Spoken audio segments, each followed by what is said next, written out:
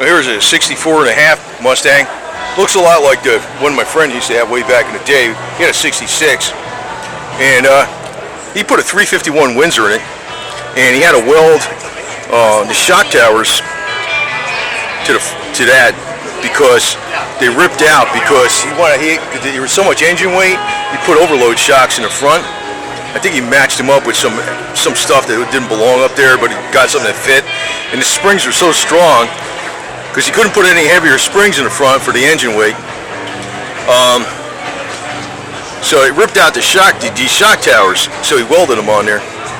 And he had to use the 289 exhaust to fit the 351 Windsor in there.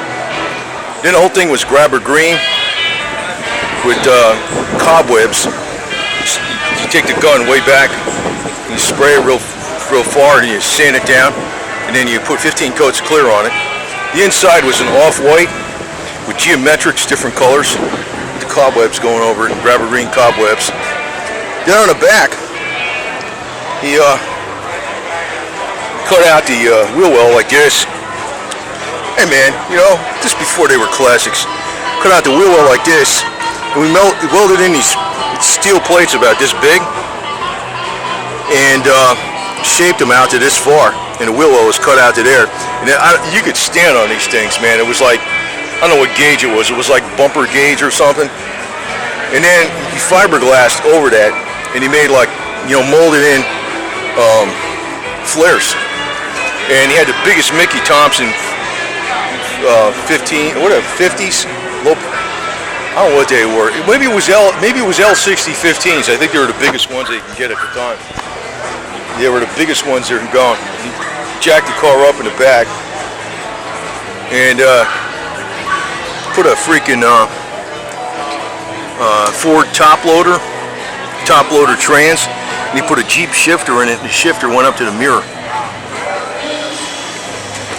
So that's the kind of stuff they used to do back then. It was very, very common. I don't know what happened to today,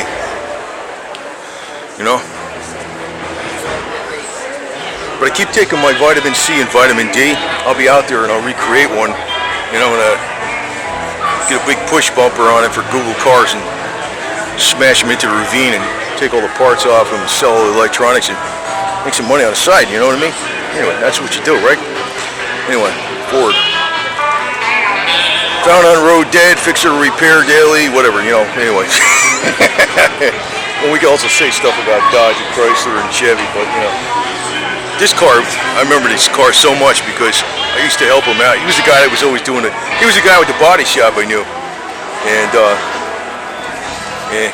he wanted to show his car as being a work of art. So it was grabber green with cobwebs, off-white inserts with different color geometrics, flares. So that was his paint calling card.